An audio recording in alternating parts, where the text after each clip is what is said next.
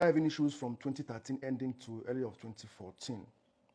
I tried as much as possible to, because it has been going on since, but from 2013, 2014 was when it went out to the public, when it became public knowledge. And by then, it was so difficult then to curtail, because once something seeps out to the public, it becomes a public pain that you cannot be able to take back.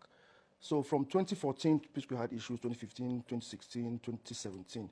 Then they now had a break of almost 5 years and came back in 2020, ending of 2021. And now again, they're having issues again. Why I'm here is because I was, one way or the other, involved in the psqure saga once again, even though I have never had anything to do with psqure for the past 8 years. Since 2016 to date, I've not been psquare's manager, I've not been psquare's director, I've not been psquare's anything. I have just been on my own, doing my own real estate business, focusing on my own hustle. And one way or the other, anytime there has to be any crisis affecting psqure, my name will one way or the other find itself in the midst. I don't know how it happens, but Peter seems to still have a way of bringing me inside the problem. So let's start with the EFCC case. In February, I think February ending, I started getting calls from people that I've done businesses with, people that I have made payments to, and people that have made payments to me. Every transaction I've ever had, telling me that EFCC invited them, and they were asked to come and account for whatever business they had with me. And most especially, all of them were all more on the Dome account. So I was believing that, okay, this problem has to do with the new government that's in place, and that they are chasing Binance, they are chasing everybody that's making the FX rise and whatever. I was like, oh, they'll just look at it and just move past.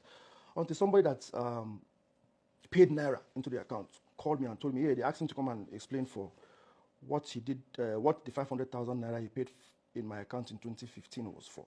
Then I was like, okay, this is not about FX or Binance anymore. Something fishy is going on. So it's kept on coming like that. Everybody I've ever done businesses were calling me, different people. And then in 22nd, I think 22nd of April, 2 days to my birthday, I was invited to come to the EFCC. I went there with Paul. I didn't know that Paul was even invited. He showed me that, oh, he was even invited the same day. I said, okay, let's go to the same day. Let's go the same day. We now went there with our lawyer. We went there. They now opened the file, and they were asking me, okay, this money was found in your account. I said, yes. This money belongs to psqure. I said, yes. So what is it doing in your account? I was like, why are you asking me what psquare's money is doing in my account? It is my own share of psqure. They were like, no, that there's a petition against me. I said, okay, let me go through, let me see what the petition was about. Then they gave me the petition. That's when I knew that it was Peter that wrote a petition against me since December ending of 2023. The investigation started in 2024, January. And the petition was saying that I opened a secret company and I was siphoning psquare's money to my personal account. I was like, no. This is royalties. Paul has the same publishing royalty coming to him every quarter. Peter has the same royalties coming to him every quarter. Jude has royalties also coming to him every quarter. We have an agreement within the three of us that anything that has to do with psqure proceeds goes 3 ways to the three of us. Peter gets his own, he shares with us. Paul gets his own, he shares with us. I get my own, I share with 2 of them. That's how it has been going.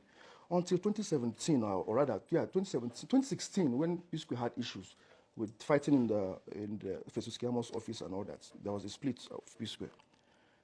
Peter stopped sharing. Paul came and gave me money. I was like, yo, I think you can keep your money because Peter has stopped sharing. So I think what is going to happen now is that everybody should start keeping what they get because Peter is incommunicado now. Nobody can reach him. So I think that's the best thing. The people were like, yeah, let's everybody keep what they get. And that's how it has been for over 4.5 to 5 years or thereabout till 2021 November when they came back together. And I did the noble thing, which was I returned the catalog back to the fold so that the three of us can be sharing it equally as usual, which was what was expected of me to do. But surprisingly, they refused to return their own. As I'm speaking to you right now, they are still keeping the royalty publishing that they receive quarterly. Peter is still keeping his own to himself. Paul is still keeping his own to himself. The one I was keeping to myself, I have returned to the fold. The three of us are sharing since 2022, early 2022, sometime like that. That was my story to the EFCC. And they said, okay, but the two of them are psqure. That Peter said that I was an unemployed graduate from Jos that didn't have any job, and they had issue when they had issues with their former manager, may so rest in peace, Bayo, that they now invited me to come and manage psqure for them so I can be on salary. I told him no, but I was the one that brought them to Lagos. That I was one that even made the group psqure. They said no, that was what Peter told them. I said, okay, that means when I'm coming tomorrow, I'm going to bring my CACs, I'm going to bring my MOUs, I'm going to bring every document that I had to prove that I am not just a bystander. I am part and parcel of psqure. They said, okay, what, I should not blame them that the only psqure they know is just Peter and Paul on TV. I said, yeah, I know, I understand. The next day, being my birthday, I tried to excuse them that, okay, can I be allowed not to be there on my birthday so that I can have time to attend to my guests and everything? They said, no, that's okay, I should just come that day, that they're going to release me by 12, 1 o'clock so I can go and attend to my guests. I said, no problem. So the next day I came. Now I came with just Paul. I didn't come with my main lawyer. And I gave them all the documents. The guy looked at it and was like, wow, did Peter sign this? I said, look at his signature. This is the CAC that we opened the company with, both Square Records and Outside Entertainment. They were like, you are even more than psqure. I was like, I don't understand what you mean. They said, look, you are entitled to 40% shares, while the two of them are entitled to 30%, 30%. I said, well, I'm not supposed to say it with my mouth. You can see it. Then they said, okay, if that is the case, so I should come and prove, I should prove to them that we have an MOU, that we're supposed to be sharing it equally. I said, if the CSC is not enough, okay, we have an MOU, this is the MOU. The MOU clearly stated that the psqure comprises of 3 entities, Peter, Paul, Jude. Every process of the psqure goes 3 ways to Peter, Paul, Jude. Nobody has the right to take every psqure song, catalog, video, likeness, image, outside the benefit of psqure. So, in a nutshell, I was able to establish that I am not a bystander, that I was psqure, that I played my role in the psqure situation. Long story short, they started asking me some questions that I felt very irritated about, even though I did not understand them, but now I do understand. They were asking me, okay, I built a mansion in Ikoyi. I said, yes. Where did I get the money from? Now it became, I've already explained to you what the money you said was petitioned against me in the account, what it was for, that this is my own money I was keeping from the royalty. Go and check Peter's own, you see his own in his account. Go and check Paul's own, you see his own in his account. Peter cannot come and say, Jude is stealing our money from us. You come and just look at the account and see psquare's money and say, Peter said he's stealing his money, look at the money here. I said, no, check Peter's account, you see his own share there. Check Paul's account, you see his own there. Why are you just flashing the light on my own alone? So, I told them that now you're asking me, I built a mansion, where did I get the money from? This one, where did I get the money from? I was like, yo, psqure ended in 2017. I have devoted my life from the day even before I went to university. I devoted my life in psqure. There is nothing else I do aside psqure. I put my life on hold just to make sure that psqure succeeds.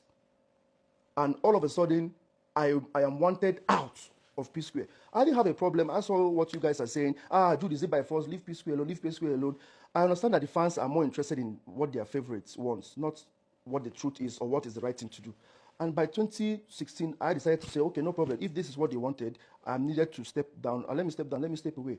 I stepped away. psqure ended. I had another thing to do. I sold my house in America. I sold my house here. I put all my resources that I had together to go and build that. I even borrowed money from few colleagues and friends to get that project finished. So why are you asking me where? So they now said, okay, since I'm not cooperating, no problem, I should go and get a shorty. I'm going to be detained and here and there and there. Okay. It happened that I was taken to the booking section. They removed my wristwatch. They bagged my wristwatch, my shoes and everything. Took off my, jewelry and my wallet and everything. And I was about to be sent in when somebody else now came and said, okay, that I should wait a bit. Then after like 30 minutes, then I came back and said, okay, that the boss wants me to come and to come out and come back tomorrow morning. That's how I left. I think I left around midnight, close to midnight of that same birthday. Before I got home, all my guests have finished eating my food, my drinks, without me being present, and they've gone. But I think the ones that came and left understood what was going on, but they were close friends, so I didn't have anything to bother. So it was still kept, hush-hush, that period. So that was how I was detained, so to speak, detaining. I spent the whole day from 9 o'clock in the morning till that midnight of that same day of my birthday. So I literally spent my birthday in the EFCC custody or detention or whatever you want to call it. So, and I came back, I was like, okay, seriously, what is the meaning of this? Somebody is sending a petition against me that I siphoned money.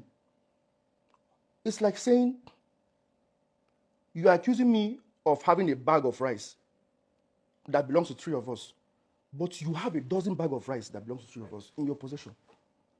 How are you accusing me of the one that I have?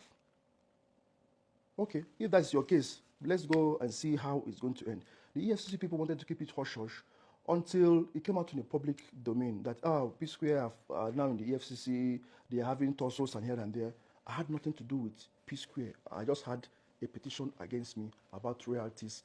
Then all of a sudden, the royalty thing now shifted when he found out that all these allegations are not holding anything, because what he told them, that me being a bystander, is not what was established. It was